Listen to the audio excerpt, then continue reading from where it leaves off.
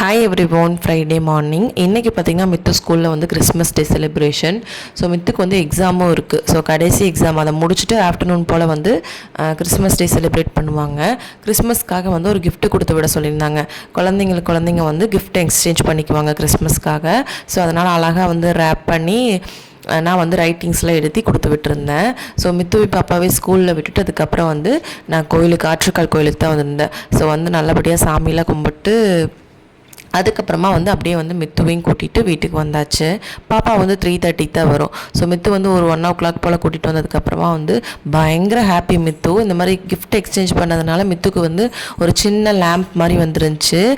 அதை வச்சுட்டு மித்து வந்து ஜாலியாக வந்து விளையாண்டுட்டு இருந்தான். ஆன் பண்ணுறது, ஆஃப் பண்ணுறது, அந்த லைட்டை வச்சுட்டு ஜாலியாக விளையாண்டுட்டு இருந்தான்.